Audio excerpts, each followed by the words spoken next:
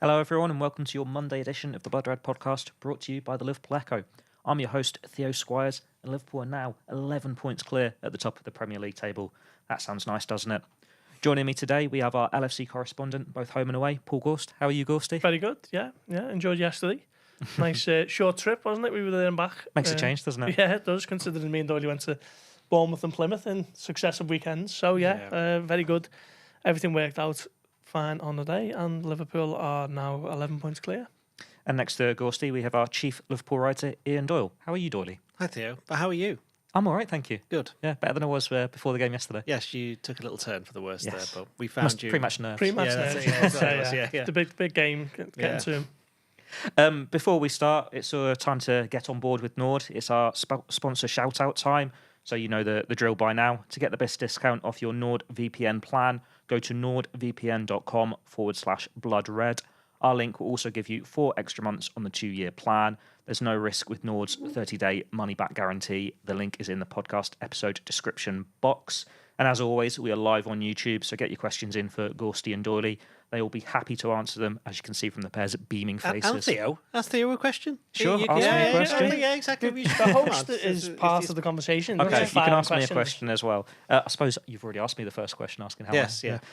We have actually had an email already, and it is titled "Ian Doyle Say the Words" from Michael McVie from Belfast. He says, "I'm sure the form is good in the podcast today. Make sure that Ian Doyle, the fella, says Fella? At least he's observant then. Yeah. Make sure that Ian Doyle fella is made to say the words today. He did say on Friday, if we beat City, they will definitely win it. Say the words. Are Liverpool now favourites, or for you, is it still Arsenal? I mean, you'd have to be an absolute idiot to say Arsenal are favourites, which I'm sure you were all thinking of me before now. But things change, don't they? You look at that now. I mean, Arsenal's defeat. To be fair, I would have said it even if they had lost to Man City. I think Arsenal losing at home to West Ham. I'm convinced that's done them. I'm convinced that's done them. Whether or not they play, they'll still get loads of wins between now and the end of the season. But I think that's kind of in their minds. They're thinking, "Now this is almost impossible." And then for Liverpool to then go and win 2-0 at City, I think that underlines it. I think obviously Liverpool are the favourites, and they will go on and win this now. Yeah, you do wonder how much that defeat has taken the stuffing out of them, really. The spirit and the resolve, considering that they've got no Saka and Martinelli and Jesus and Havertz for the coming weeks. They started with Mikel Merino up front on Saturday, and just not sustainable, really, is it, when you're trying to reel in the team who've only lost once all season. So, Liverpool are favourites now and have been for a while in some podcast contributors' minds, at least. So I was going to say, I spoke to somebody who went to the Arsenal game actually on Saturday, and they said that they reserved that game for their worst performance of the season by absolute miles. And it was interesting because that was the first time. I mean, the thing is, if you look at it from the Arsenal point of view, it's interesting comparing it to Liverpool fans who were, some of them, I wrote something on Friday, they were in meltdown over a 2-2 draw at Aston Villa. It's like, well, actually, that's actually quite a good result considering certainly whether the fixtures had gone with Liverpool having to play Everton, Aston Villa and Man City all away in the space of 11 days. It's a tough ask for anyone. Just to get a draw there and to play better than they did against Wolves, better than they did against Everton, that was actually a positive. And Slot said that, didn't he? He said he thought he's talking about Liverpool being weak, but they played quite well. And then Arsenal, from their point of view, it's the first time that you kind of thought, well, they've got a chance of getting back into this because they could cut the lead to 5 points. You could see Liverpool losing to Man City, and suddenly Arsenal, if they win their game, are only 2 points behind. But it went completely the opposite way. It was the first time there was a bit of pressure on Arsenal for the first time in a long while. Yeah. And you've got to bear in mind that they'd gone 15, 16 games. 15 games without losing a Premier League game, and had actually taken more points than Liverpool. I think it was 1 more point over the course of that time. So they had kept pace with Liverpool, but then when the time came for them to strike and the opportunity was there, they absolutely messed it up. And that's always been the slight criticism, less so last season of Arsenal, because they did match City, stride for stride during the final few weeks. Previous season, they didn't. And it looks like for a variety of reasons. I mean, you can have a bad game, you can have players injured, but if you don't have the right attitude, and you kind of sense that. And I think the other thing that the person who went the game said, there's that feeling around Arsenal's fans for a while that this isn't going to be their season. You compare that to what happened at Manchester City during the game and at the final whistle from Liverpool supporters. Yeah, I was I was watching Soccer Saturday, Sky Sports, and Merson was doing the Arsenal game, Paul Merson, and he was particularly down and out, down in the dumps. And I think when Lewis Kelly got sent off, he just says, "Oh, give them the title, Liverpool League champions, book the parade, get it all sorted now." And he was actually saying, get a discount on the coach. Yeah, if you book the coach now, it's going to be cheaper than it will be in May. So he was convinced that Arsenal weren't getting back in the game. And then I watched the highlights on Match of the Day. They didn't really have too many chances, did they? I think maybe Gabriel with that chance. If that falls to a bit more of a forward-thinking player, he perhaps gets that on target. Ben White puts one just wide. But other than that... But what does that tell you? That the two defenders have had the best chances Exactly, there? because they're not really creating much. And that was always going to be the issue for... Even when everyone was fit, the big sort of knock on Arsenal was, have they got enough firepower? And when they're all dropping like flies and they're playing... with respect, Ethan Nwaneri, who's going to be a great player, but he's basically having to drag Arsenal through with Leandro Trossard, who's a good player, but a bit of a bit part player when everyone's fit. It'd be like Liverpool having to rely on Jadon Dance and Chiesa. Yeah, 100%. Or playing no strikers at Manchester City and going on to win. Mm-hmm. Yeah. You're not going to add to that. I suppose that can be a point later. No, for people who segue, are watching on YouTube, I took my glasses off in a kind of very elaborate manner. Going back to the initial question, or yeah, I suppose there is a question in there. Ian Doyle has said the words, Michael McVeigh from Belfast. So if you're tuning in, your request has been met. Give a shout out to his Oh yeah, I'm getting there. He's also wanting a shout out. No, just in case you forgot. Trying to do the best he can. No, I promised Michael that we would shout out the boys. Of course, he has shouted a shout out to the Short Strand Reds Supporters Club. Apparently, they're going to be at Crystal Palace at home for the final game of the season, and we'll hopefully see Big Verge lifting the trophy. Fingers crossed. We've actually spoken a lot about Arsenal so far, so I suppose we should focus on Liverpool's performance at Manchester City. If you look at the stats, kind of looks good for City in terms of most possession, most shots, but Liverpool were in control from start to finish, weren't they? Yeah, in both boxes is where the game was won, really, wasn't it? City dominated the ball, as you probably expect, play against any team at the Etihad, and they'll probably have the lion's share of possession, but you never really felt like they were going to do anything with it. And, no Haaland was massive, wasn't it? Just having him there, those sort of knocks into the box from Savinho or Doku just suddenly become half chances by virtue of Haaland being there with his movement and his power. But Liverpool were under control, really. Marmoush scores, doesn't he? But he's offside. Has a decent effort in the second half, just after Liverpool's third gets disallowed. But other than that, Alisson was pretty much untested. Straight down the middle, comfortable afternoon for him. Virgil van Dijk and Konate were immense. Salah did his fair share of defensive work to help out Trent, who was struggling a little bit at times against Doku, but didn't really have an end product. And thought Andy Robertson probably had his best game for a while as well, and Liverpool's midfield was excellent. Szoboszlai was tireless. Duracell Bunny, he's becoming more important by the week, by the game. And Mo Salah is the best player in the world at the moment, isn't he? And it's just every game now with Salah. You're not really getting full 90-minute performances out of him, but you don't need to. You just need him to be fresh and ready for when the big moments arrive. And there he goes again with his 30th goal of the season, his 21st assist, was it? Yes. Yeah. And could have had more to it, couldn't he? Szoboszlai was unlucky in the second half with the one that he runs onto, and is it Quadrado or it was Kushyanov with a good block. So yeah, Liverpool good value for the win, really. Kept City at arm's length throughout and really showed, sort of the form of champions, really, a performance of champions. And Doyle, they were both really smart goals. The first one especially, that quickly taken low corner kick routine.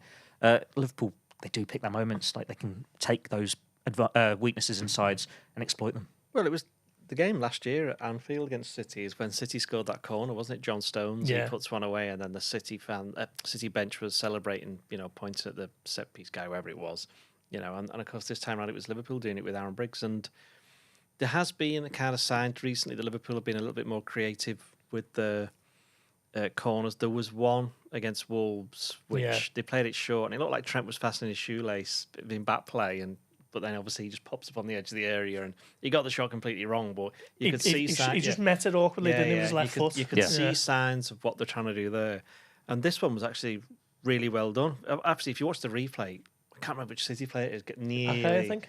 Nearly. No. It's Ake, yeah, but he very nearly gets the interception from Szoboszlai's little flick backwards towards Salah from McAllister's pass, but that if you've got everybody in the box, it's you're not going to be able to get it right every single time. But for them to do that in that game, as I say, when they're on the receiving end of it, about that time last season, Slot said something interesting after the game, didn't he? He says he's been banging on in Holland for years about set pieces, and he said that I've always said that if you've got a big game, you've got no chance of winning if you have you can only win if you've got a positive or neutral balance on set pieces. And I think what he meant by that is, if long as the opposing team doesn't score more from set pieces than you, like Liverpool drew and Arsenal, and both teams scored a goal each from set pieces, and Liverpool, when they beat City, they scored a set piece. If you count a corner as a set piece, sorry, not a corner, a penalty. Do you count it as a set piece? No, not really. It's a penalty in it. Yeah, you can't really. But that was his point, and Liverpool. That was only the fourth goal from a set piece this season in the Premier League, at least. When you consider that Arsenal have had about 95, I think that shows why wouldn't you? I mean, the old days when I was growing up, Liverpool used to the whole story from the training grounds that they never even used to practice corners and throw-ins and free kicks because they go, what's the point in that? And then I think it was John Barnes who turned up and went, I'm quite good at these, and it kind of went from there. So it is something that's very much part of the modern game. Always has been, but I think people are far more, open to it now. And the more people, show a bit of ingenuity at them, because it's one thing to have someone who can whip it into the far post or the near post with an in-swinger, which is great. But if you can then, on top of that, do this, that, and the other, then you're always going to have a chance of at least getting a shot around target. And as we saw, Ake deflects it into the goal. Yeah, Virgil van Dijk said after the game that something Liverpool had worked on in training this week with Aaron Briggs. Didn't reveal too much, but he got asked, was it Aaron Briggs who sort of devised the routine? And he said, yeah. He said maybe they worked on it 3 or 4 times. So it wasn't something he put hours and hours of practice into. But like Doyle says, I think the first corner of each of the last 3 games have been a little bit of an inventive routine. I said this to you yesterday, didn't I? And can't remember the Villa one, but certainly remember the Wolves one where Trent meets it at the back post, and then obviously the goal yesterday. All different routines, but something out of the ordinary. That's just maybe trying to catch a team cold, and it worked an absolute treat yesterday, didn't it? And Mo Salah is the man you want on the end of that chance coming in, and I thought Liverpool worked it really well, and City was stunned by it. And there's been a real variety in the corners recently as well. Like Van Dijk scored a more traditional one against Tottenham, didn't he? And then there was the one of Gakpo's where Robertson's got a short one, I think, and he crosses it in. But Liverpool do have that in their armoury.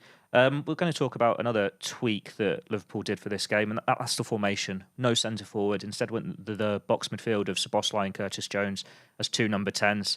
It's one thing doing it against Brighton in the League Cup. It's another entirely doing it against Man City at the Etihad. But it worked a treat, didn't it? Yeah, if Szoboszlai is on side to that third goal, I think you're talking about it a bit of being. You already can make the point, but you can talk about it being a tactical masterclass from Arne Slot. It was 1 number 10 setting up the second number 10 for the third goal, and game over, and Liverpool are running away with it.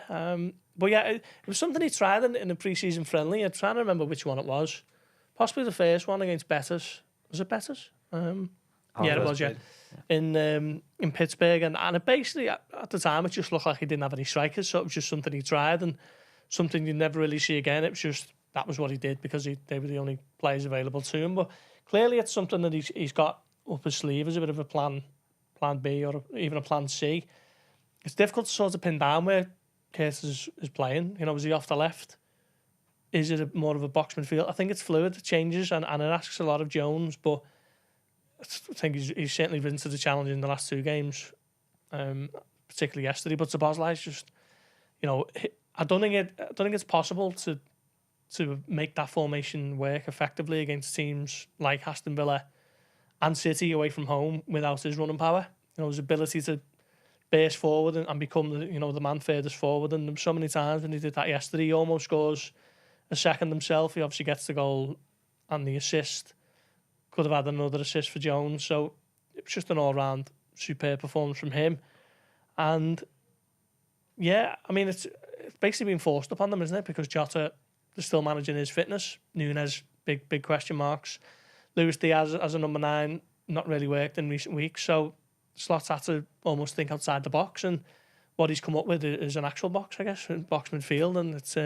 Did you write that? I didn't. No, Did you wish you had come to me then, yeah. I might become part of the talking bit later.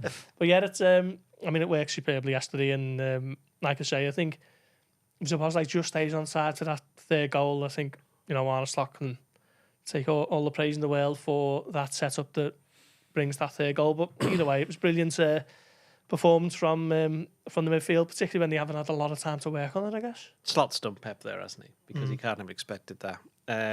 And of course, they think that what it did do is then when you get into the second half and City have all the ball, it means that Liverpool, as well as having the two centre-backs central and the two deeper midfielders, you've also got the two number 10s, which did lead to some issues of never being able to get past the halfway line for about 10-15 minutes at a time. But without City ever looking like they were ever going to score, it just ended up becoming this kind of weird game of Doku gets the ball, runs down, gets past Trent, then doesn't get past Trent, and then runs into somebody else or crosses it low, and Konate and Van Dijk just boot it away. So you never really thought that City were ever going to score, really. No. Apart from the Marmouche one, but even then, when you saw it, you were like, well, he's clearly offside. And that's good defensive play by Liverpool. I think Slot, he'd never play that at home, ever. Playing that box midfield, no chance. So you have to play it away. It's interesting that he's played it against two teams who, I know it wasn't Brighton's full team in the League Cup, but teams who are known to play, good possession football and move it quickly. And, the two of the more attacking teams, let's put it that way. Get the extra man in there, I guess. Yeah, so that's what helped them. And you're right about Szoboszlai, I think. He runs around an awful lot. He said it was tireless. He was tired at the end, though. Well, he was on that last He was on the floor. He was on the floor. Yeah, face down on the floor. What was he got asked about? Did you hear the fans singing, you're going to win the league? And he said, I don't know, I was too tired by that point. Just wanted to get to the end of the game. And it's rare that you see Sally at subbed as well, because he was a little bit tired as well, because he had done the running and helped out Trent. I mean, again, the reality is, with City having been so poor, I think 20 points behind Liverpool now, and having been so poor for a while, it was like, there's the league title on a plate to either Liverpool or Arsenal, who wants it. And I think Arsenal just looked at it and went, title intolerant, and didn't want to have a taste of it. I know it's not done yet, but it's very hard to turn a mindset like that has been that way for so long. And again, we're just going to talk about Arsenal very briefly. It seems though there's been negativity around stuff that they've said, which hasn't really met with the performances on the pitch in terms of results. The injuries earlier this season, where they were going on about them, where they didn't really have that many, and now they have got them. It's like now they're thinking, oh no, now we really do have them. What do we do now? We struggled earlier on. So, but with Liverpool, they've gone, oh well, Alisson's injured. Let's get Keller in. Let's crack on. Oh, Jota's not played for ages. Okay, let's crack on.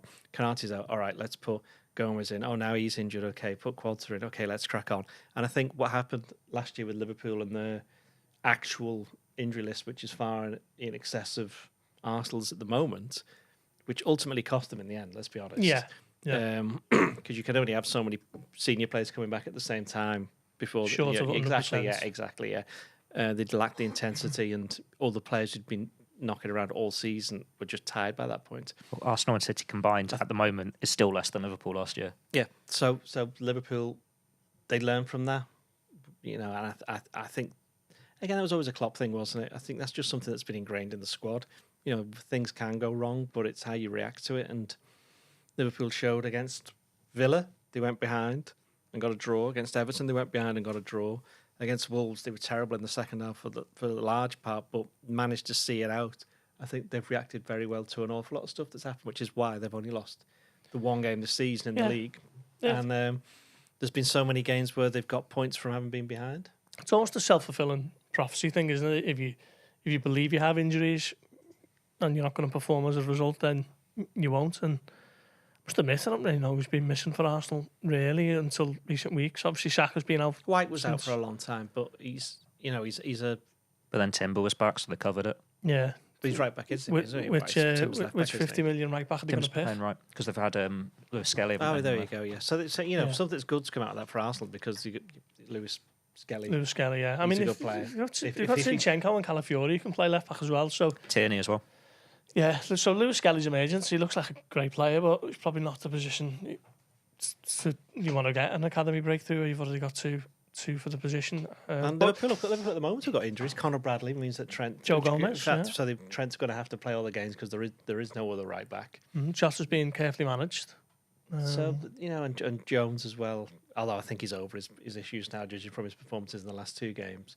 But it's very, very, we know how things can change because of these injuries. So while Slot was asked after the game and he says, come on, do you think you're going to win the league now? And he's like, well, I'm not. You can ask all the questions you want. I'm not going to answer any of them.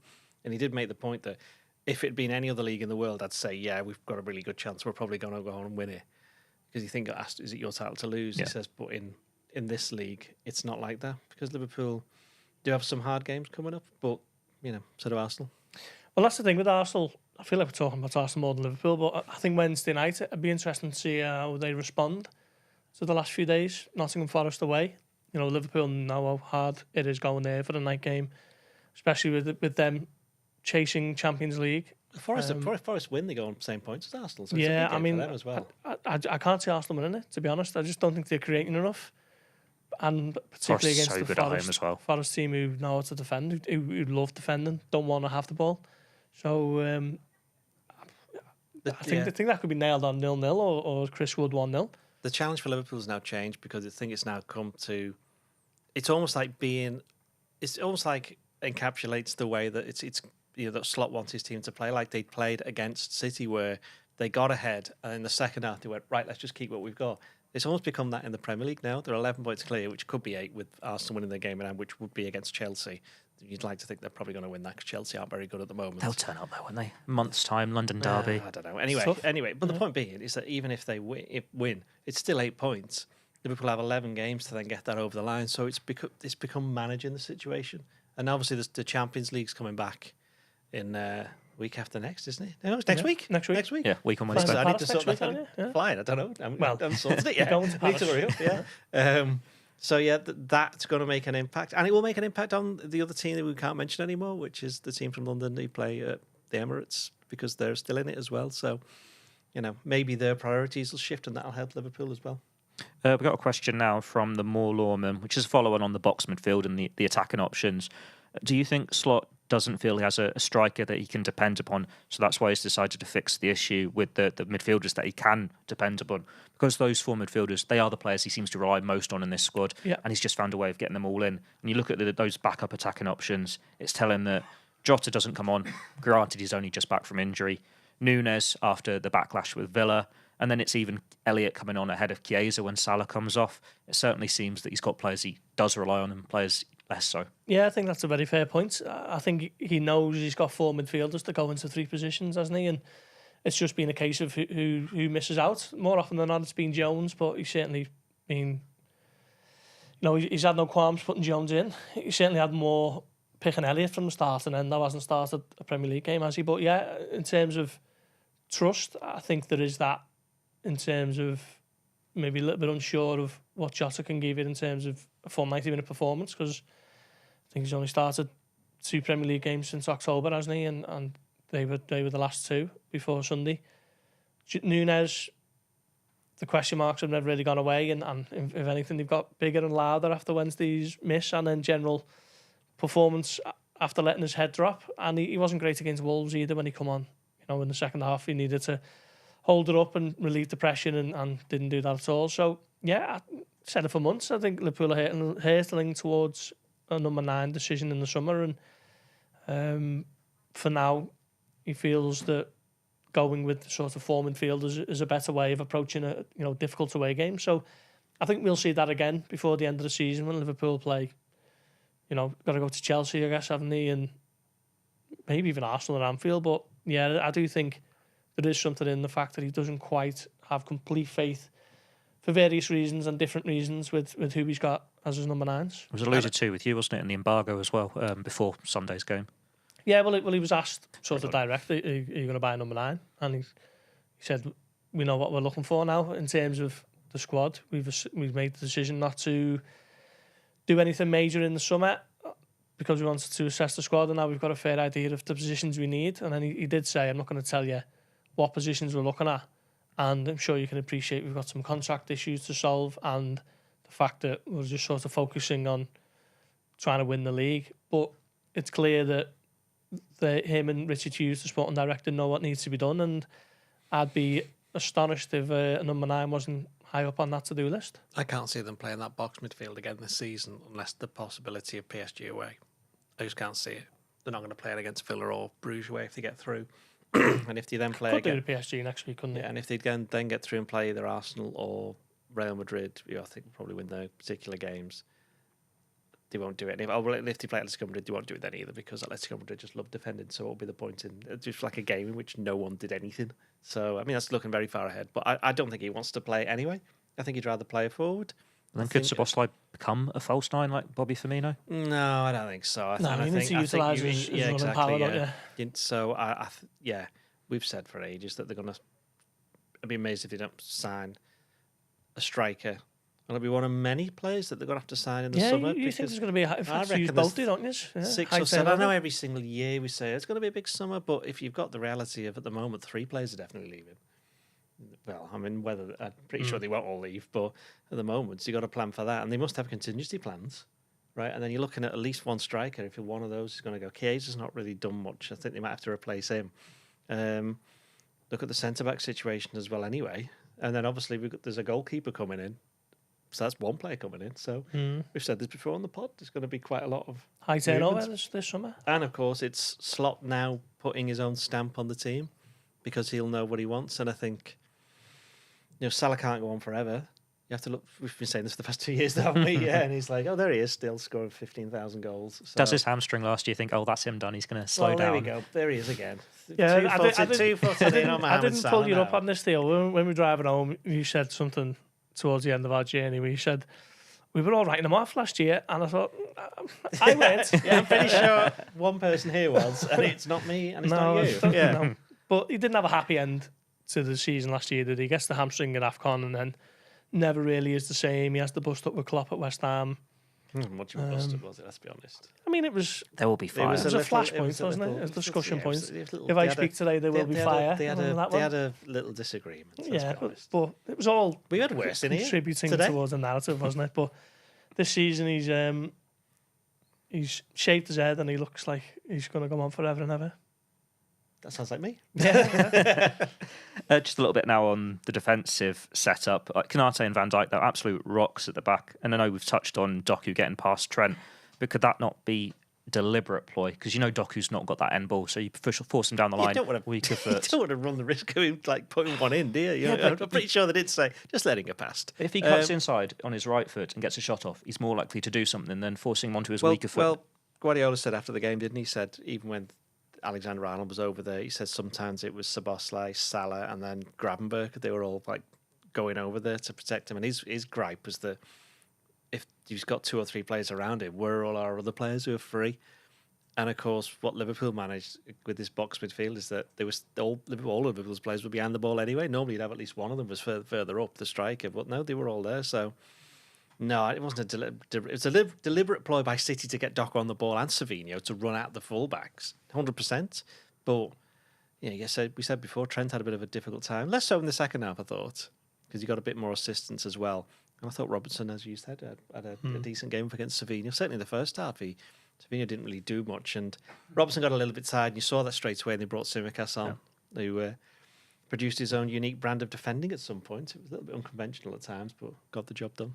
I wouldn't say it was deliberate ploy to let Doku go by him 11 times, which I think it was the most in the Premier League game this season. But he's not going to do anything with it. Great suggestion there. But on the flip side, I had a couple of mates send me a little screenshot of Sky Sports today highlighting that stat, and I just think that's not the story of that game. Trent Alexander-Arnold getting taken on by Doku a couple of times. Doku does that to every single defender. The thing is, the story is turn it round. Keeps a clean sheet. If you've got a Liverpool player who goes past somebody 11 times and doesn't create a single chance, you'd be like, he's rubbish. Get him out of the team. And at no point did you think Liverpool are well under the cosh here, and that this needs to get a hold of this. Liverpool defended. It's a systemic thing, isn't it? Defending. Trent obviously needs help from his winger at times, like any other fullback.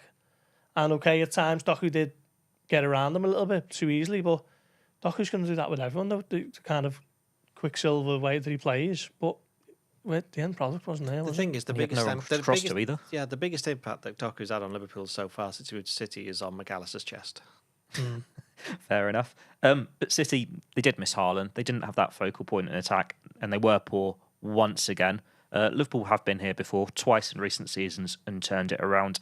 But it looks like City would have a lot more to do to turn it around when you look at that squad. Obviously, the charges hanging over their heads. Yeah, Kevin De Bruyne's the one for me. He looks, just doesn't. I mean, I'm fascinated by what's happening there because I'm obviously not following it as closely as we would had he be playing for Liverpool this season. But it's almost just overnight. A switch is flicked. He's not getting in the team. He's not contributing. He's not doing what he used to do. Like I'm saying to you, wasn't I, Theo, on the way back yesterday?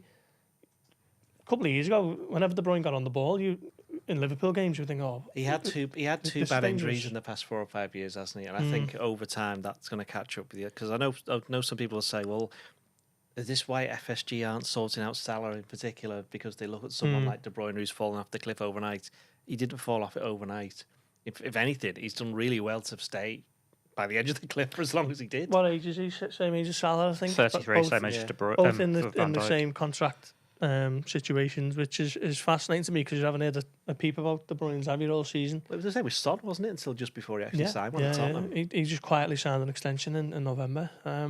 He's only got 3 goals and 6 assists this season. Yeah, it seems remarkable. If he doesn't play, considering how good he's been an absolute Premier League great, hasn't he? And seems like a bit of a sad way to bow out if he does leave this at the end of the season. How many Premier League starts has he had?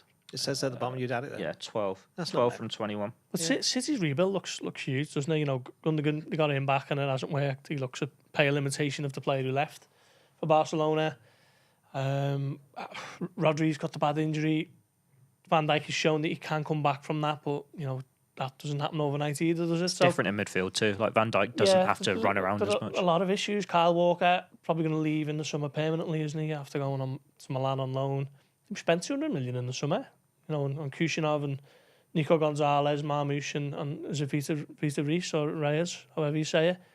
So they're clearly planning for the future. It's just difficult to do that while you're still trying to hold it all together in the current season. So, yeah. Will that make it interesting in the summer for Liverpool as well? Because obviously we're expecting going in the same pool. There's going to be them and they'll be United as well. Will be if they've sorted their PSR issues, they'll probably spend a little bit. Newcastle will probably get into the Champions League, I think, and they'll be looking to spend a bit as well. Arsenal need to. There you go. Suddenly it's a summer where everybody needs to sign these players, and we know how that ends. It's with you being called names on social media. Yeah. Any questions, Theo? Any names you want to call Paul Gorst? Don't let that hang there for too long. Any questions? Have we got any questions? No, we've already covered any statements. There's plenty of statements. Well, go and give us one of them. KDB cut a sad, dejected figure. It was the shot for me at the end of the first half. When he gets it in that sort of inside right channel, that's the one where normally he just puts it on a plate for someone in the box. For Haaland. Yeah, he's not there. And then he basically sent it out to stand, didn't he? Sent it halfway to Old Trafford. The ship's cat says, you wonder if Pep really has the stomach for this rebuild. Does he have it? Any Liverpool-related questions? Statements? You both got people excited with saying, there's going to be a new number 9. You've got a couple of comments all excited about a new striker in the summer. Well, Curtis Jones is excellent. Be more excited about the fact that they might be winning the league. Come on, let's forget about the summer. And they also agree that there could be a box midfield against PSG. Oh, there you go. Chelsea away, we could see it as well. They could be won by then. Well, maybe. We'll move Chelsea on be doing the Guard of Honour by then. Move on to Newcastle now. Newcastle at home, the next one. Going to be a great atmosphere. They had an exciting win yesterday, 4-3. What have you made of them so far this season? Yeah, they've impressed me, to be honest. Just like that consistency that the top side does, which every time you speak to a player, that's sort of the message they hammer home.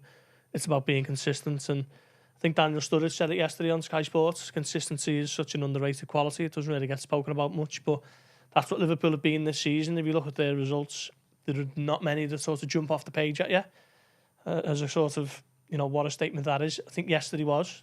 And then other than that, they've just been consistent, winning the games that they probably should.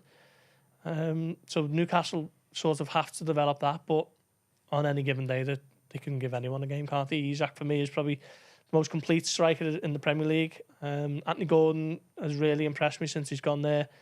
The midfield, Joe Linton, Tonali and Bruno Guimaraes, when they're all on song, is as good as any out there. So, yeah, they're a really good team and a little bit of a dress rehearsal for Wednesday. Flip side might be that maybe they are looking ahead to 2 or 3 weeks' time, a couple of their players, and thinking, I don't want to get injured here. So just sort of subconsciously dial down the effort levels a little bit, which Liverpool could benefit from. But, yeah, it's going to be a tough game. It's also one for Newcastle where we know they've got these issues where they haven't won a trophy in domestic football for so long, but they also haven't won at Anfield since April 1994. I think that's right. You're the only one here who can actually remember Andy that. Cole hat-trick, was it? No. No? Was it not?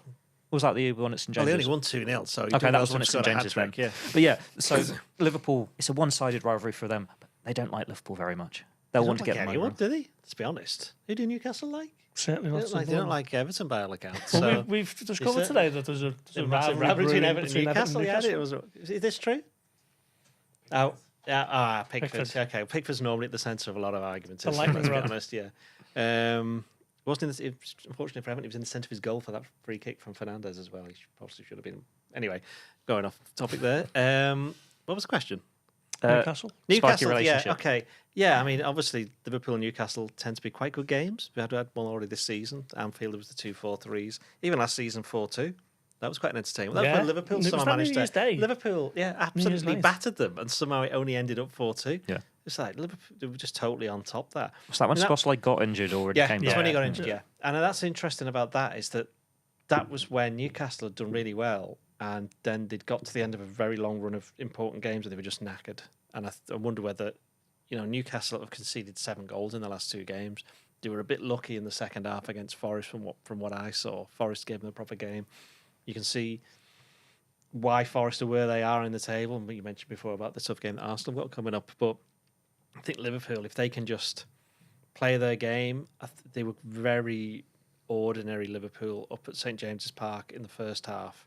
But once Trent gets on, Cleansed it right back. Yeah, it was that kind of that time with again. That was in the middle of a lot of games, and Liverpool were just trying to muddle through. They just played City, hadn't they?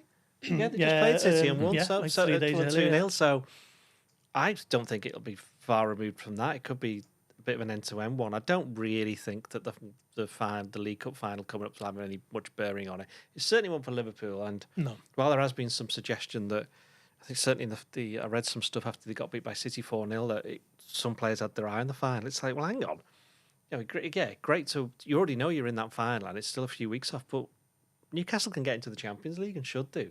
They should be looking at all the points that they can possibly get, especially because they're still in the FA Cup as well, aren't they? So, they could be challenged on, for 2 things towards the end of the season. So they're and if they're going to be in the Champions League next season, they're going to have to get used to playing all these big games. So that's what hurt them last year. That they didn't have.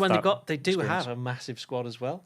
Even though they had to sell some players, they've actually got quite a lot of players because who scored? Lewis Miley scored, didn't he? He doesn't normally play. And they've got the Isaac up front who I'm pretty sure if he always scores at Anfield. And also I'm pretty sure that if Arsenal or Liverpool or Man United need a number 9, he's somebody that they'd be looking at. I'll just leave that one there. It's going to be interesting with the PSR issues this summer, if there are any. As I think if there is, then there's stuff to explore there. But if it's not a problem and they have sort of offset it with sales of Elliot Anderson and Yakuba Minter and whoever else that they sold last summer. How good was he for Brighton, by the way? He's had a great few weeks, hasn't he? Apart from his miss, obviously. If that has sort of eased things, then they'll be under absolutely no pressure to sell Isaac, will he? But he might want to go. He's been there for 2-3 years. And I think, Newcastle being in the Champions League is great, but he was there when they were in the Champions League last year, wasn't he? Yeah. Been up in the groups. Yeah, and I think... He's 25 now, 26. He's the good age. He's got they more were chance. They were unfortunate, really, because they didn't have any seeding, so they were in a group of death. I think they got Dortmund and PSG and Milan. Yeah, that sounds right. And they got done by that penalty for PSG, which never was. Yeah. Well, it'll be different for him in the new format, assuming they qualify. Yeah. We'll go on to... Should we do Nord Person of the Week now, or do you want to go straight on to teams and predictions? What would you prefer? And just check whether we've got anything else come through from our many readers and listeners. Well, not the readers, that'll be a bit odd. The Ship's Cat has a soft spot for Newcastle, but he doesn't think they'll get top 4. Find it hard to believe any The truth. Ship's Cat? Yeah, that's his name, Ship's Cat. What do you reckon the Ship's Cat's called? What do you think? Name of a cat? Puddles? I don't know, you're more of a cat man, aren't you? Yeah, what's the name? Give me the name of a ship's dog then. There you go. Anyway, go on, carry on. Florio finds it hard to believe that there's any truth in the Isaac to Liverpool transfer rumours. Well, hang on, who made that rumour up? I've literally just mentioned it now. There have been some whispers. Not like, I don't mean like what we've heard. I mean, just internet things going around. Well, it's not true then, basically. Sakabir Sakon. I hope I've said that right. Says why I thought you were on a stroke there. Why are there so few good centre forwards these days? That is a very good question. Yeah. That is a very good question. We were discussing this, weren't we? Actually, with Jan Molby before the game. Oh yeah. Where we were saying that we mentioned about United, Arsenal needing forwards. They say, who are you getting? Well, City have got a unique generational one in Haaland, haven't they? Who'll have 4 touches a match and will score 2 goals. Isak is, like I said, the most complete one that I can think of. But around the rest of Europe, there's not many. There's bound to be some there. There's Beto, sorry? Beto, get the shout out. Beto, Having said this, we were in the office the other week, and the Everton supporters on our desk would not swap Beto for Darwin Núñez. They're happy with what they've got. Well, you can see why, because he's a player in form, and why wouldn't you want to keep a player in form? I suppose the player is out of form. Yeah, but I think that sort of mentality shows you how quickly careful. narratives. Careful. Sorry, quickly opinions are formed okay, nowadays. Shall we I say? wondered where that was going then. No, it's I'm just trying to protect whatever's you from happened in yourself. the last 2 weeks supersedes whatever's happened in the last 2 years. We have got a question from Kai Delaney. I'm going to assume it is our friend and not former colleague. Marcelo Pitaluga, no. No, it's not about Pitaluga, but he does look like him, doesn't Good to hear from Kai. he says, will Liverpool be in the market for a new centre-back this summer? Is there anything in the links with Huijsen at Bournemouth? My answer is yes, they will be, and I would not be surprised if there was. Richard Hughes was you one of their games can see recently. why the links with Richard Hughes, Bournemouth and all that sort of stuff.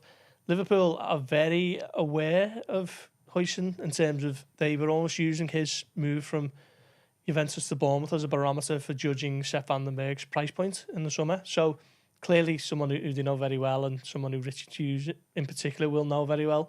I've seen a stat recently that concerns me that he doesn't win too many of his aerial duels. Right. I think they're down in the low 70s at this point. All right, don't sign him then. So Gomez is unbelievably good at them, by the way. yeah, for someone who's Canate not doesn't miss massively many, tall, does he? yeah. And Van Dijk is probably the best you're going to see. So that would probably need to improve, I think, if he's going to come to Liverpool. But he's young.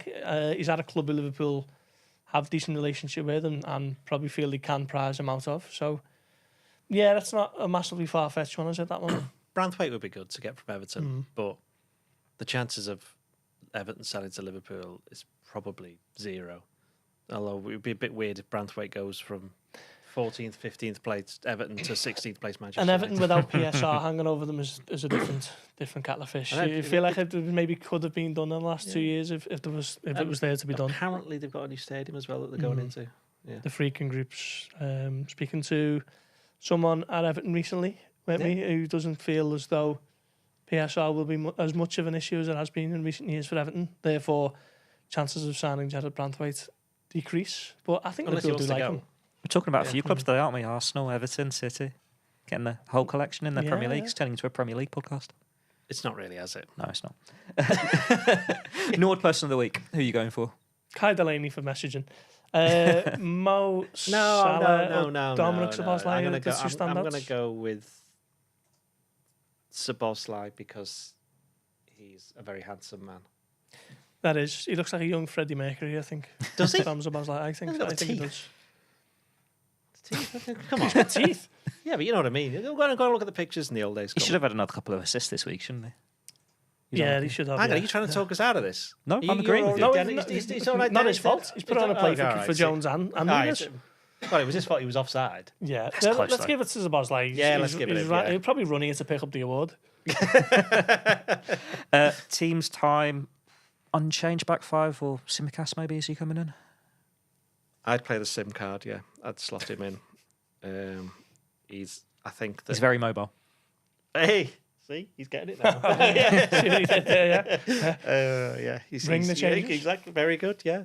Anyway, I can't think of any more at the moment. I'm not sure that I get a good reception. Anyway, I would play Simicast. Yes, I think the last couple of games. He came on against. He's cleared away there, Gorsty. You're trying to think of another one, aren't you? No, I'm not. No, I'm done now. Okay. He's hung up on that one. Found it. Hey, they continue. They continue. Anyway, Butner. So we have Simicast. Yeah, I think he came on, didn't he, for Robson? I thought Robson was good against Man City. Thought he was decent against Aston Villa. But there has been kind of a suggestion that Liverpool just trying to get through all of these games now, and there's one more to go. And now that they've got this position in the table, there's no point risking anybody who might fall over in the next few weeks if they go on too much. So I'd play Simicast instead of Robertson. Yeah, it's sort of look who's in the red zone now, isn't it? And seeing what you can get away with. I don't think Slot has shown any inclination to make big changes, has he?